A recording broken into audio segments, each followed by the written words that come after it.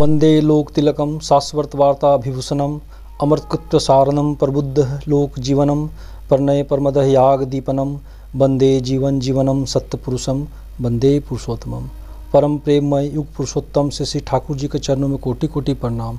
परम आराध्या जगतजननी श्री बड़मा के चरणों में कोटि कोटि प्रणाम। परम पूज्यपाद युगाचार्य देव श्री बड़दा के चरणों में कोटि कोटि प्रणाम। परम पूज्यपाद वर्तमान आचार्य देव श्री दादा के चरणों में कोटि कोटि प्रणाम।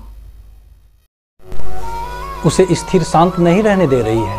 यही कारण है कि आज जबकि घोर निशा सुंदरी की प्रशांत गोद में संसार सुख की नींद सो रहा है, इस बेचारे की नींद हराम हो गई है। इसी स्तब्ध रात्रि में वो अत्यंत अशांत व्याकुल हो उस घर के द्वार पर चुपचाप अकेला डरा सा खड़ा दरवाज़ा खटखटाने की सोच रहा है, जिसमें श्री ठाकुर के दो बाल सहचर्य एवं परम भक्त शिष्य श्री अनंत महाराज एवं दुर्गानाथ शान्याल प्रशांत गाढ़ी निंद्रा में सो रहे हैं। भयभीत सा वह दरवाज़ा खटखटाता है। कोई उत्तर नहीं मिलने पर बार बार खटखटाता है। अनंत महाराज की नींद खुल जाती है। उठकर अंदर से ही वे पूछते हैं, कौन? अनंत महाराज के कानों में नाम पाने के लिए पुनः प्रार्थना का वही सुपरिचित कातर स्वर सुनाई पड़ता है। उस पर अंदर से ही उसे डांटकर अनंत महाराज फिर से बिछावन पर सोने चले जाते हैं। अपने बिछावन पर वे अभी लेटे भी नहीं है कि बाहर दरवाजे के पास ढन ढन की एक जोर की आवाज़ सुनाई देती है। अनंत महाराज दुर्गानाथ दास से बाहर देखने को कहते हैं कि यह कैसा शब्द हुआ।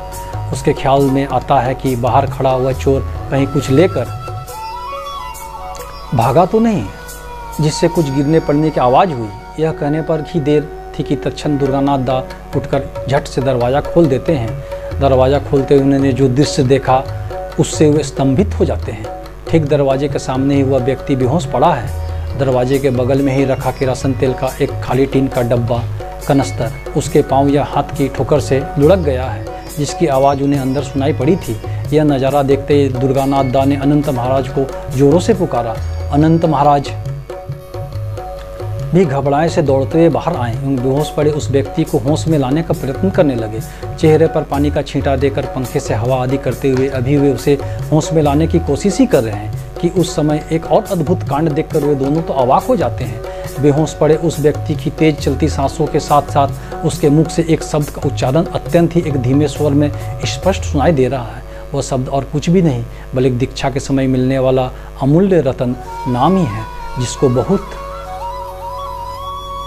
तेजी से अपनी अचेतावस्था में भी वह बुदबुदाए जा रहा है। उसी नाम का जब जिसको पाने के लिए वह बार बार अनंत महाराज से कातर प्रार्थना कर चुका था और प्रत्येक बार ही डांट सुनकर हताश लौट जाता रहा है। अनंत महाराज के सामने एक अद्भुत प्रश्न आ खड़ा होता है कि आखिर यह नाम उसे मिला कैसे। होश में लाते हुए उसके कंधे को अपने हाथों से झचकोरते हुए उससे पूछते हैं, यह नाम जिसका तुम जप कर रहे हो तुम्हें मिला कैसे? किसी तरह अपने आप को अचेतावस्था से सहज करते हुए उत्तर देता है, श्री ठाकुर आए थे, मुझे सीधा होकर बैठने को कहा तथा यही नाम जपने को कहा। आप लोगों को आते देख कर वे तुरंत चले गए।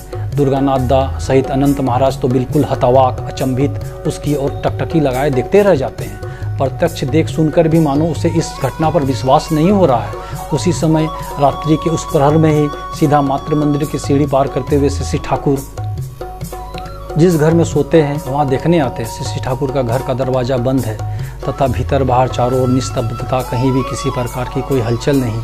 अभी तुरंत यदि कोई अंदर बाहर आया गया तो उसकी भी कोई निशानी वहाँ उन्हें नहीं मिलती है। वे चुपचाप अपने घर में लौट आते हैं एवं उस सौभाग्यशाली व्यक्ति को अपने घर जाने को कहकर स्वयं भी अपने अपने बिछावन पर सोने चले जाते हैं।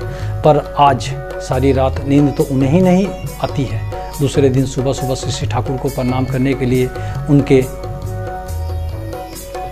निकट वे जैसे ही पहुँचते हैं कि परम दयाल श्री ठाकुर उनसे कहते हैं, सुन ले अंता कि वो नाम चाहले दिए देवा भालो। सुनो अंता, कोई भी नाम पाने की इच्छा करे तो उसे दे देना अच्छा है। अनंत महाराज को ये समझते देर नहीं लगी कि श्री ठाकुर ने एक तीर से दो शिकार किया। इनकी दो समस्याओं का समाधान परम दयाल श्री ठाकुर ने अपनी एक ही बात में दे दिया। पहला समाधान तो यह कि विगत रात उस व्यक्ति को अचितावस्था में दीक्षा या नाम दान देने वाले स्वयं दयाल ठाकुर ही थे।